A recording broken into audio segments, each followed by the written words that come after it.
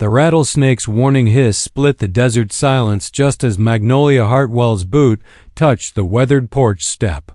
She froze, her sister Clementine's sharp intake of breath echoing behind her as the serpent coiled mere inches from the rotting doorframe they'd been told would lead them to their new employer's home. "This ain't right, Maggie," Clementine whispered, her voice trembling as she clutched the faded letter that had promised them positions as governesses to the Pemberton children. "Look at this place." The adobe house before them sagged like a broken dream, its windows empty as dead eyes, weeds choking what had once been a garden. No children's laughter rang from within, no smoke curled from the chimney. Only the desert wind moaned through cracks in the walls. And somewhere in the distance, a coyote's howl pierced the gathering dusk. Magnolia's heart hammered against her ribs. They'd traveled 3 weeks from Missouri, their last coin spent on the final stage that had deposited them here with promises to return in a fortnight. The driver had seemed nervous, hurrying away as if the very ground beneath this place was cursed. "We got nowhere else to go," Magnolia said, though her own voice shook. At 19, she'd always been the stronger one, the one who'd held their small family together after consumption claimed their parents. Now staring at this desolate shell of broken promises, she felt as fragile as autumn leaves. The rattlesnake uncoiled and slithered away into the brush as if even it wanted nothing to do with this place. The sisters stepped carefully onto the porch, the boards groaning ominously under their weight. Through the open doorway, they could see overturned furniture, animal droppings, and the skeleton of what might have been a family table. "Maybe we should," Clementine began, but her words died as a shadow moved in the deepest corner of the ruined house. Not the shadow of furniture or hanging cloth, but something alive, something watching. Then he stepped into the failing light. The man was enormous, easily 6.5 feet of pure muscle and sinew, his long black hair braided with eagle feathers and silver. His chest bore the ritual scars of his people, and his dark eyes held depths that spoke of both great kindness and terrible sorrow. Apache, Magnolia realized, her breath catching in her throat. But not like the wild stories she'd heard whispered around campfires there. Was something almost sacred about his presence. He moved with the fluid grace of a mountain cat, but when he spoke, his voice was surprisingly gentle, like distant thunder across summer plains. "You are not meant for this place of death," he said in accented but clear English. "This house... it has known only tragedy."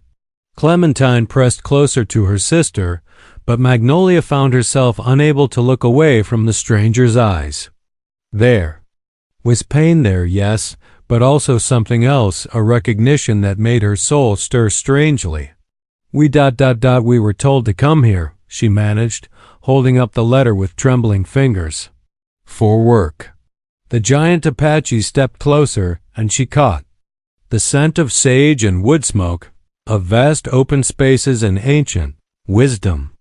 When he looked at the letter, then back at her face, something shifted in his expression, wonder, perhaps, or the first stirring of hope after long darkness. "God sent you to us," he whispered, so softly she almost didn't hear the Apache warriors. Words hung in the desert air like a prayer offered to dying light. Magnolia felt the ground shift beneath her feet, not physically, but in some deeper way that had nothing to do with the crumbling adobe at her back and everything to do with the reverent way this stranger spoke of divine intervention. "I am Kiaani," he said, his voice carrying the weight of mountains. "And you are the answer to my grandmother's vision." Before Magnolia could respond, more figures emerged from the shadows of the desert. 3 Apache women, their faces etched with years of sorrow, approached with cautious steps. The eldest, her silver hair braided with turquoise and her eyes clouded with age, moved forward until she stood close enough to touch Magnolia's face with weathered fingertips. "Ayana," she whispered in Apache, then switched to English. eternal. Flower, just as I saw in the smoke of the sacred fire. Her gaze shifted to Clementine, and her sister Ituha, the one who brings healing waters. Clementine gripped Magnolia's arm. What's happening, Maggie? I don't understand any of this. Kiani's expression softened as he looked between the sisters. My grandmother, Nuki, is our medicine woman. 3 moons ago, she saw you both in the spirit realm. She said 2 white women would come when our need was greatest. When the children ... double quotes, his voice broke slightly. When the children were dying. The other 2 women stepped forward. The middle-aged one, her face streaked with tears, spoke rapidly in Apache. Kiani. Translated, though his jaw tightened with each word. She says the winter sickness came to our hidden canyon. We lost 7 little ones already. The surviving children burn with fever, and our traditional medicines ... They are not enough. But we're not doctors, Magnolia protested, even as something deep in her heart recognized a calling she'd never understood before. We're just ... We came here for work, to teach children. Perhaps, Nuki said, her ancient voice carrying strange certainty. The Great Spirit knew the children you were meant to teach were not in that dead house behind you, but in our village where little hearts fight to keep beating. The sun had nearly disappeared behind the mesa, painting the sky in shades of blood and gold. In that ethereal light, Magnolia saw something that made her breath catch. Kiane was looking at her not with the desperate hope of a man grasping at straws, but with the recognition of someone seeing a missing piece of himself finally fall into place. In my vision, Nuki continued, I saw my grandson's heart awakening to love at the same moment the children began to heal. The 2 were connected, like rivers meeting to form a mighty stream. Heat crept up Magnolia's neck at the old woman's knowing smile. Beside her, Clementine shifted nervously. Maggie, this is all very strange. Maybe we should wait, Magnolia found herself saying. She looked at Kiani, at the desperate love in his eyes when he spoke of the dying children, at the way he stood as if ready to carry the weight of the world on his shoulders alone. Tell me about these children. Something flickered across his features' surprise, perhaps that she hadn't immediately fled. They range from 5 summers to 12. Some are orphans from the battles with the cavalry. Others have parents who watch helplessly as fever steals their little ones away. We've moved them to a sacred cave where the healing springs flow, but you need help caring for them, Magnolia finished, understanding dawning. You need people who can sit with them through the long nights, who can coax them to take water and broth, who can read to them and tell them stories to keep their spirits fighting. Kiani nodded, and in that moment, Magnolia saw past the fearsome Apache warrior to the man beneath, a man who loved children so deeply he would accept help from any source, even 2 strange white women who'd appeared as if by magic at an abandoned house. The nearest town is 3 days' ride, Clementine said quietly. The stage won't return for 2 weeks. She looked at her sister. If we don't help them, those children might die. As if summoned by her words, the desert wind carried a sound that made all their hearts clench, the distant crying of a very young child, weak with illness and fear. Kiani's hand moved instinctively toward that sound, and Magnolia saw his fingers tremble with the need to comfort, to heal, to save what could still be saved. Show us, she said. The hidden canyon revealed itself like a secret whispered by the earth itself. Kiani led them through a narrow passage between towering red rocks, the path invisible until you stood directly before it. As they emerged into the protected valley beyond, Magnolia gasped at the unexpected beauty, a natural amphitheater carved by centuries of wind and water, with a clear spring bubbling up from deep underground and cottonwood trees providing blessed shade. But the beauty was overshadowed by the sounds that filled the air, the restless moans of fevered children, the soft weeping of mothers and the low, rhythmic chanting of healing prayers that seemed to make the very stones hum with ancient power. "Here," Kiani said, leading them toward a large cave mouth decorated with painted symbols. "The sacred, healing place of our people. The waters have power, but," he gestured helplessly, "not enough." Inside the cave, Magnolia's heart broke. At least 15 children lay on soft buffalo robes, their small faces flushed with fever, their breathing shallow and rapid. Some tossed restlessly while others lay frighteningly still. Apache women moved between them like ghosts, spooning water into parched mouths, singing lullabies in voices thick with unshed tears. A tiny girl, perhaps 5 years old, reached out with trembling fingers as Magnolia knelt beside her. "Shima," she whispered, "Mother," and Magnolia's heart shattered completely. "What do you call her?" Magnolia asked, gently taking the child's burning hand in her own. "Ayana BK Go," replied a young Apache woman sitting nearby, tears streaming down her cheeks. "Little eternal flower, she is. She was my sister's daughter. The cavalry?" She couldn't finish, but Magnolia understood. Another orphan in a world that had taken too much from these people. Clementine had found her own small patient, a boy of perhaps 7 who kept calling for his mother in delirious whispers. She was already dampening a cloth in the sacred spring, her natural nurturing instincts taking over despite her earlier fears. "Tell me what you've been doing for them," Magnolia said to Nookie, who had appeared silently at her shoulder like a wraith. "Sacred herbs in the water, prayers, songs of power. But they need more." The old medicine woman's eyes were bright with intelligence despite her age. "They need the touch of those who carry different medicine, white woman's medicine." Magnolia thought of her mother's care during their father's final illness, of the long nights sitting vigil, of small comforts that had meant everything in those dark hours. "We'll need clean cloths, the coolest water you can find, and something to make weak broth. And we'll take turns sitting with them through the nights." "I will sit with you," Kaiani said quietly from behind her.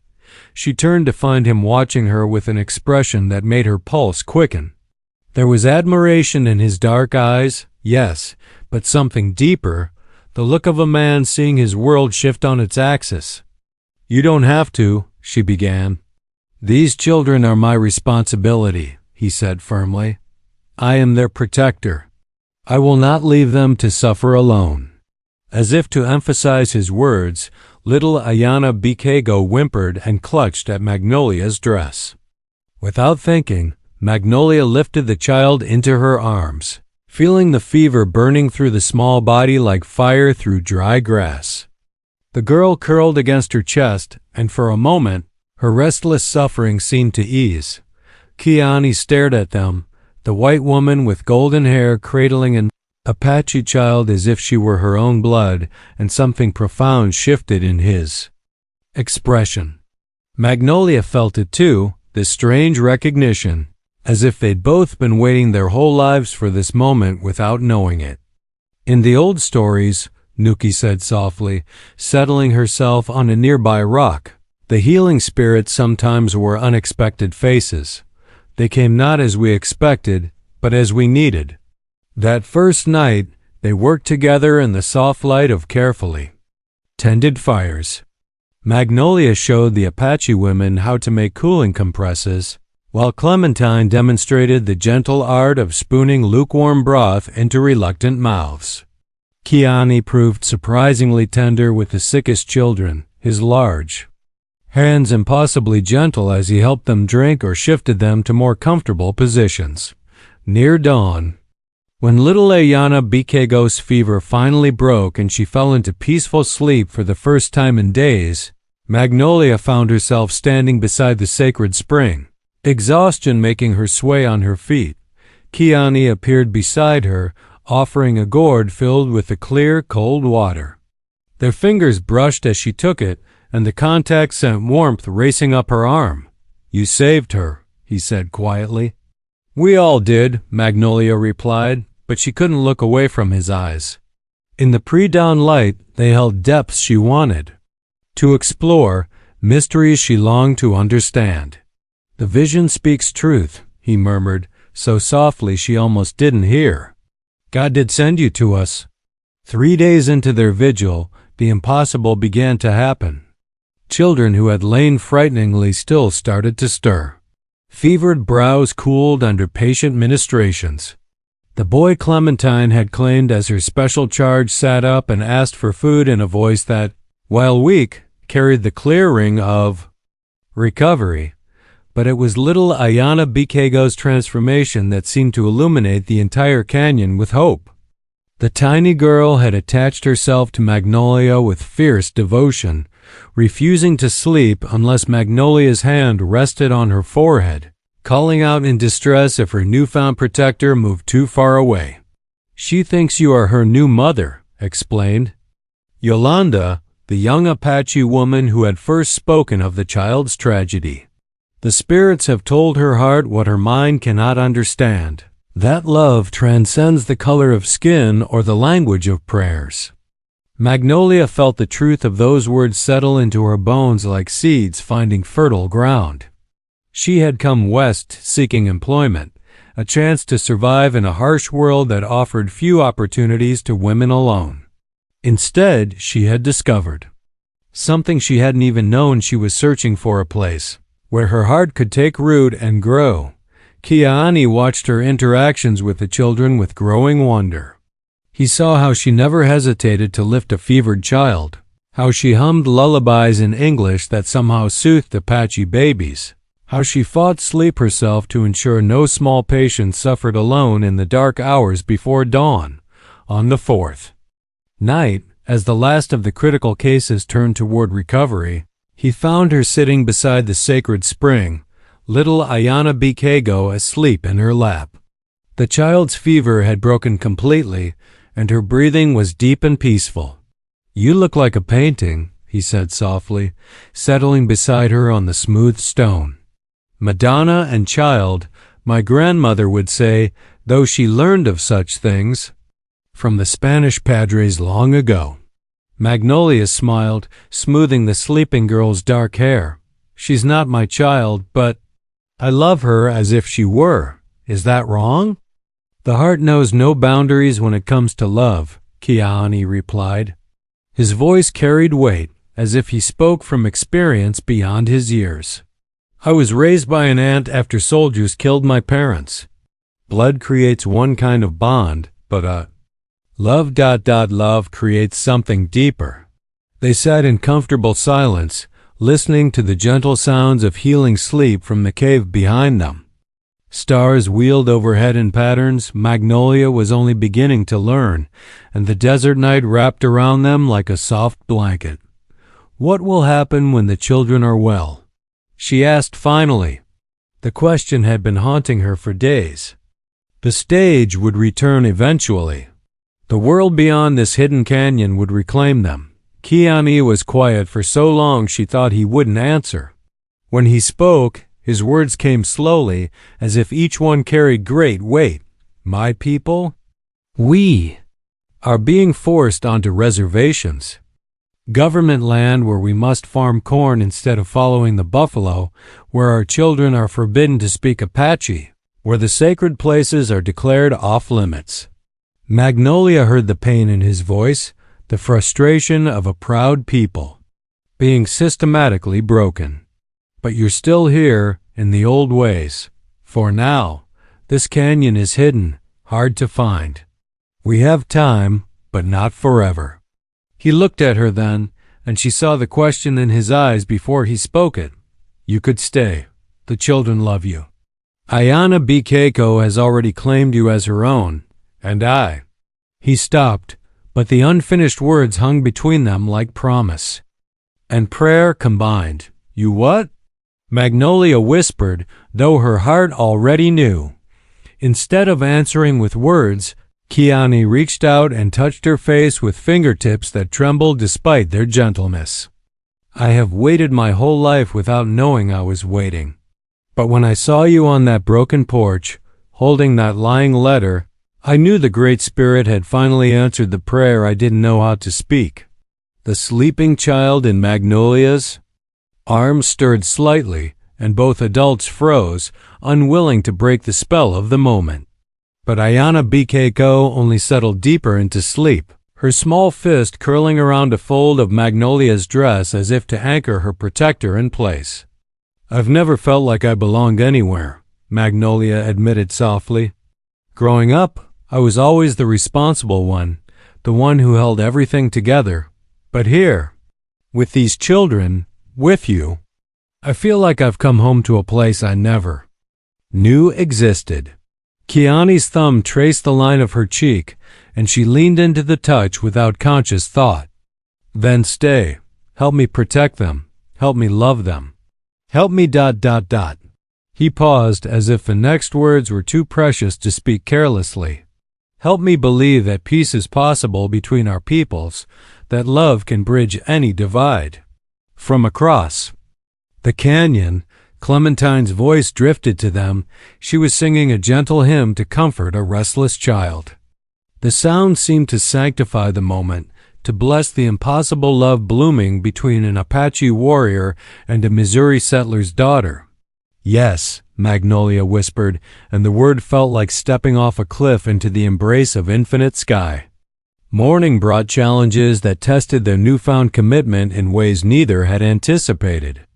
A young Apache scout named Nalnish rode hard into camp, his horse lathered with sweat and his face grim with news that made Kiani's jaw tighten with deadly seriousness.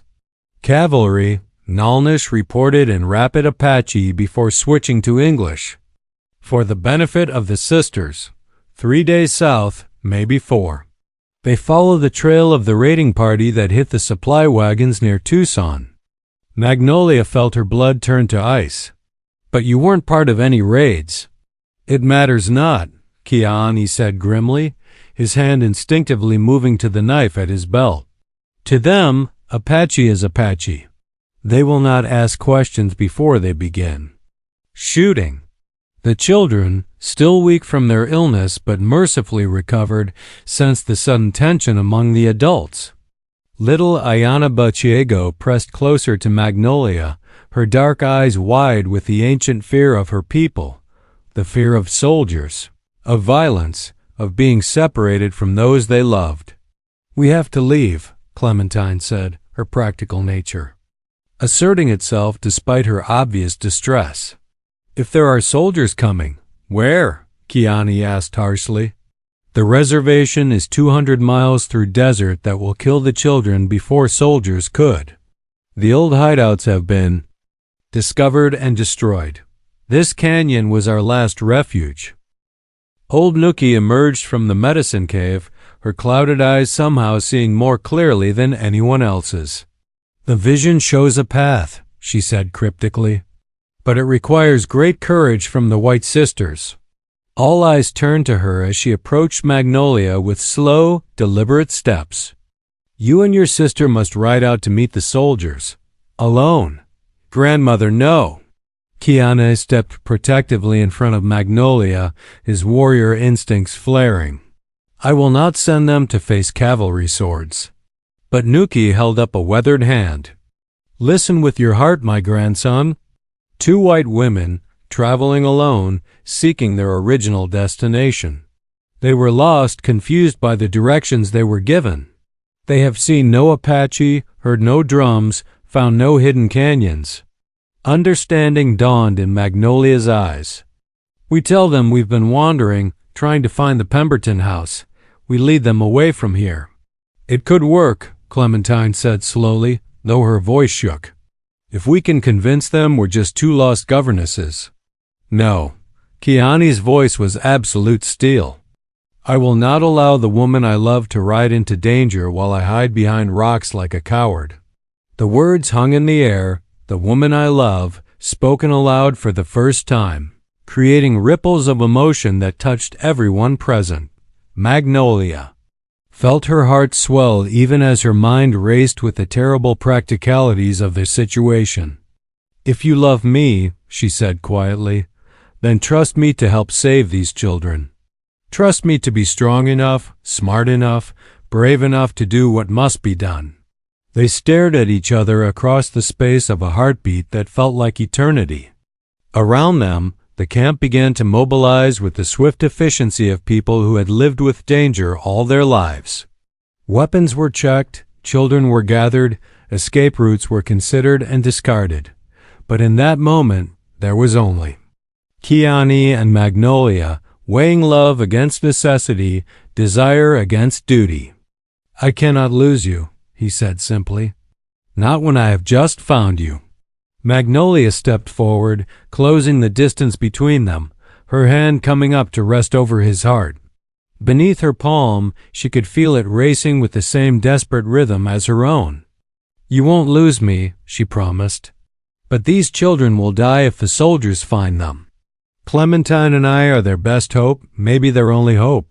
Little Ayana Bikego tugged at Magnolia's skirt, speaking in Apache with the grave seriousness of a child who had seen too much death.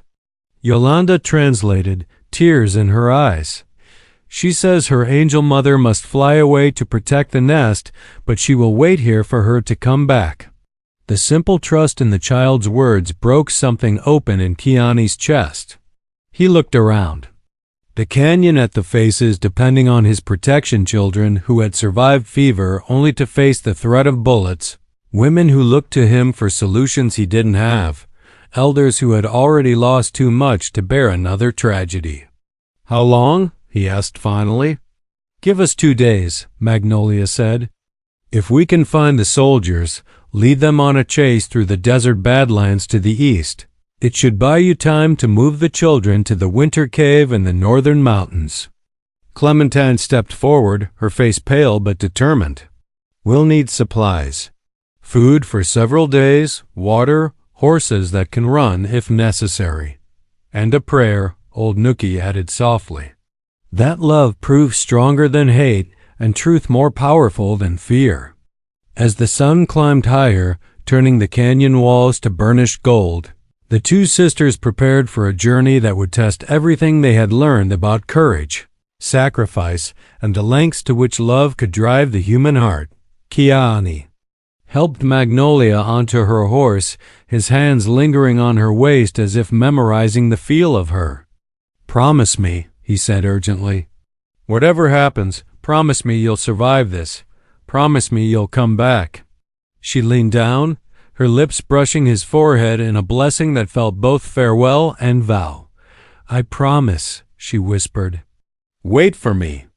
The cavalry dust plume rose like a brown scar against the azure sky, and Magnolia's heart hammered against her ribs as she and Clementine rode steadily toward it.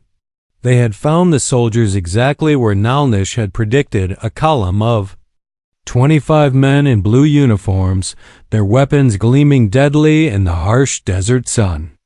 "Remember," Magnolia murmured to her sister as they approached, "we're lost governesses." Confused, frightened, grateful for rescue. Clementine nodded, though her knuckles were white where she gripped her horse's reins. "What if they don't believe?"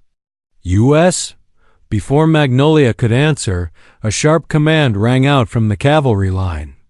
"Halt! Identify yourselves!" They reined in their horses as a stern-faced captain rode forward, his hand resting meaningfully on his saber hilt. Behind him, the soldiers spread into a loose formation that spoke of men expecting trouble. "Oh, thank heavens!" Magnolia called out, allowing genuine relief to color her voice, relief that the first phase of their desperate gambit had worked. "Captain, we've been lost for days. We were supposed to meet our employer at the Pemberton Ranch, but we must have taken a wrong turn somewhere." The captain's eyes narrowed as he studied them. Two dusty, travel-worn women on tired horses, their clothes torn from thorny brush and their faces burned by desert sun. Pemberton Ranch? That would be near Willow Creek, 40 miles northeast of here.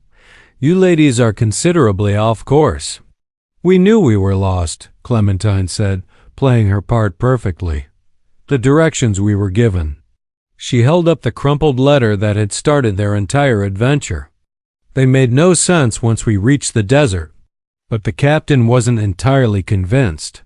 His gaze swept the surrounding landscape with the practiced eye of a man who had learned to read danger in every shadow. Have you seen any Apache sign? Tracks? Smoke?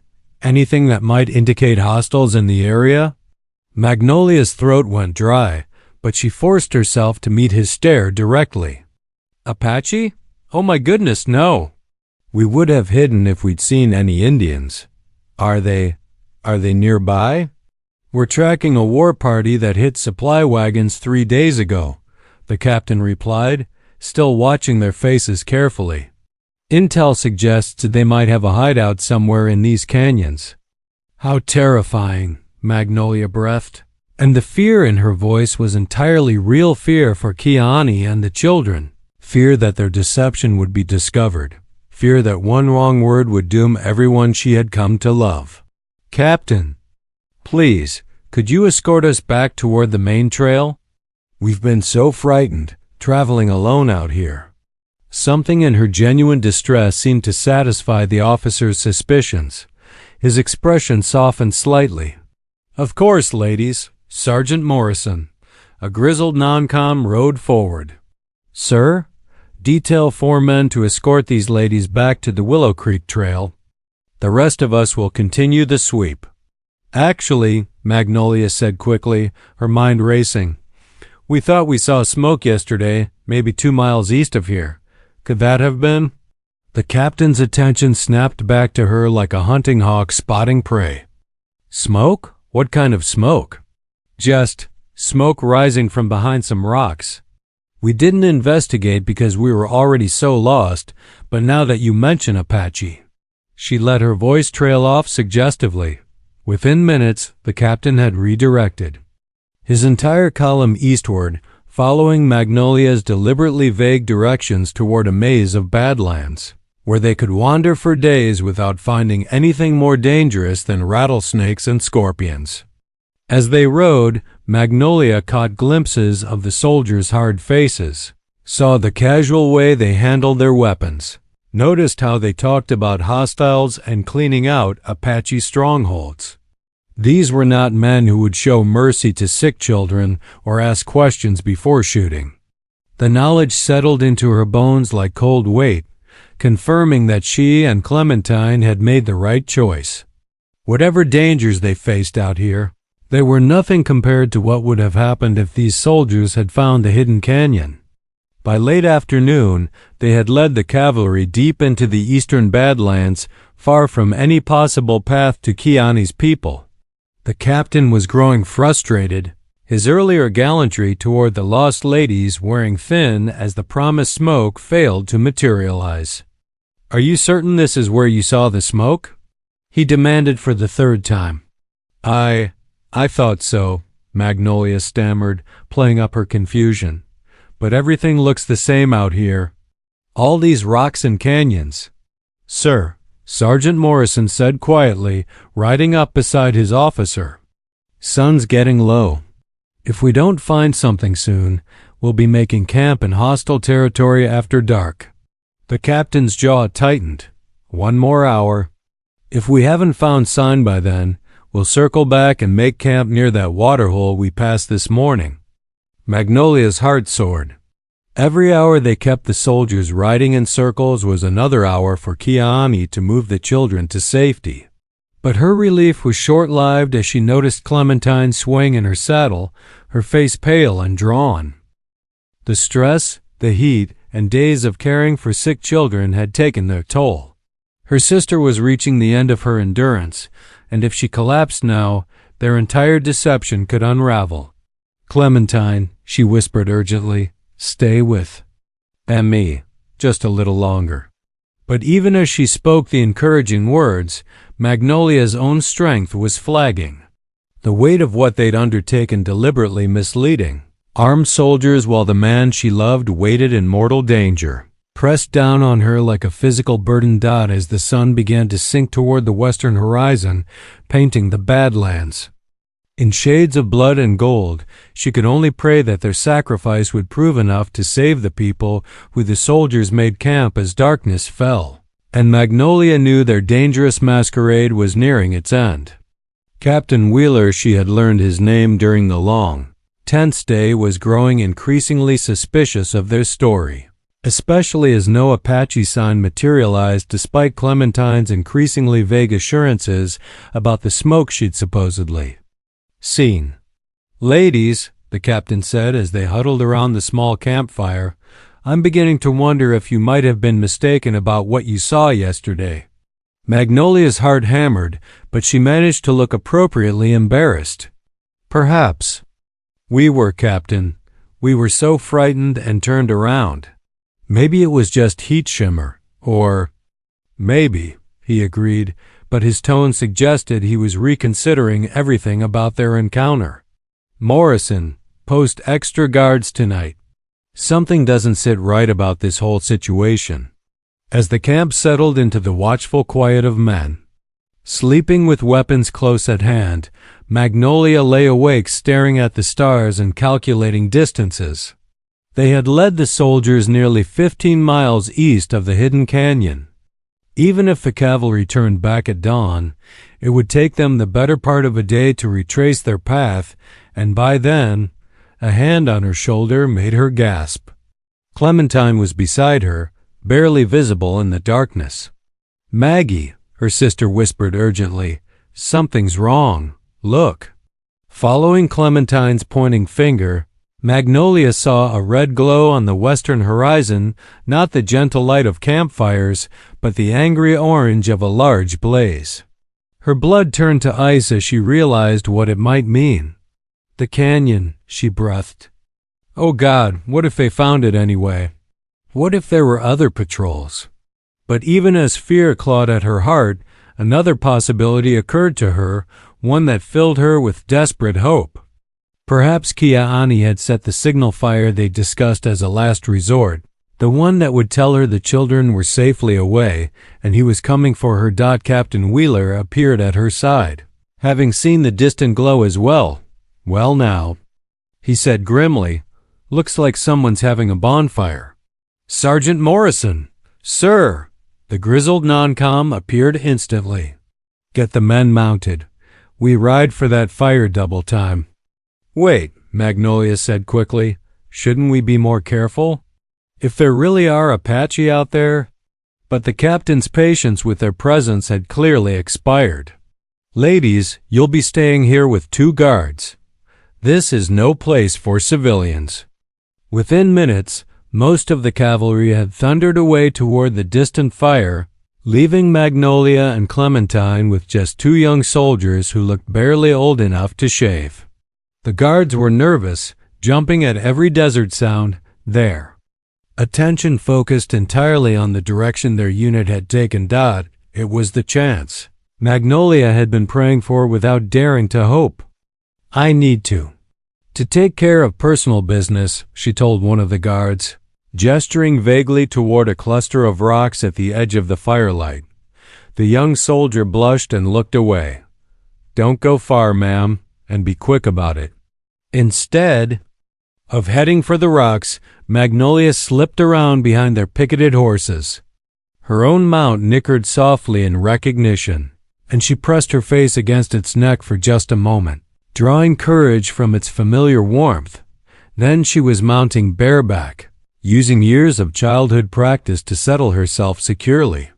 The horse sensed her urgency and responded with the eager energy of an animal ready to run. "Clementine," she called softly to her sister, "when they notice I'm gone, tell them I panicked and ran toward the fire. Tell them I was crazy with worry. Maggie, no!" Clementine started toward her, but it was too late. Magnolia kicked her heels against the horse's flanks, and they plunged into the desert night like a prayer given wings. Behind her, shouts erupted from the camp, but she was already beyond the reach of their flickering firelight, racing across the moonlit desert toward either salvation or doom. The horse beneath her was sure-footed and strong, picking its way across the treacherous terrain with the instinctive wisdom of a creature born to this harsh land. Miles flew beneath thundering hooves as Magnolia bent low over its neck, her hair streaming behind her like a banner of desperate hope. The fire grew larger as she approached, but instead of the roaring blaze she'd expected, she found only the smoldering remains of what had once been a signal pyre. And there, silhouetted against the dying flames like a vision from her deepest dreams, stood Kiani. He turned at the sound of her approach, and even in the uncertain light she could see the relief that flooded his features. In 3 swift strides he reached her, his strong hands lifting her down from the horse and into his arms with a tenderness that made her heart sing. "You came," he whispered against her hair. "I lit the fire hoping, praying you would see it." "And no, the children?" she asked urgently, even as she melted into his embrace. "Safe, hidden in the winter caves as we planned. Nuki leads them while I waited for you." His hands framed her face, thumbs brushing away tears she didn't realize she'd shed. "I could not leave this place until I knew what had become of the woman who holds my heart." "The soldiers will follow me," she warned. "They saw the fire too." Kiani nodded grimly. "Then we must go. But first ... He paused, his dark eyes searching her face in the firelight. "Magnolia Hartwell, will you come with me? Not as a refugee or a rescuer, but as my wife? Will you help me raise these children and build a life that bridges 2 worlds?" The proposal was not what she had expected, no bending knee or formal courtship, just a warrior's direct question asked in the shadow of danger. But it was perfect. In its honesty, in its recognition that they had already chosen each other through actions more binding than any ceremony. "Yes," she breathed, and sealed the promise with a kiss that tasted of smoke and starlight and the wild freedom of the desert night. They rode hard toward the northern mountains, following ancient paths known only to his people. Behind them, the distant sound of cavalry horses grew fainter with each mile, and ahead lay the promise of a hidden sanctuary, where love could flourish despite the hatred that raged across the territory. 3 days later, they reached the winter caves where Nuki waited with the children and the remnants of their band. Little Ayana Bikego flew into Magnolia's arms with a cry of pure joy, and in that moment she knew she was truly home. The marriage ceremony took place at dawn, conducted by Nuki in the ancient Apache way with Clementine, who had escaped the soldiers and found her way to them with the help of other Apache scouts standing as witness. Magnolia wore wildflowers in her hair and a doeskin dress decorated with turquoise, while Kiani stood tall and proud in the full regalia of an Apache warrior. But it was not just the joining of 2 hearts. It was the birth of something new and precious. As Magnolia took her place beside her husband, she saw the future stretching ahead of them. Children who would grow up learning both Apache wisdom and English letters. A small community where differences were treasured rather than feared. A place where love proved stronger than prejudice. Years would pass before the territory truly knew peace.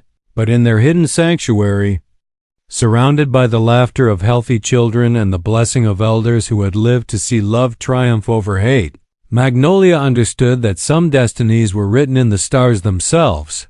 She had come west seeking employment and found, instead, her calling.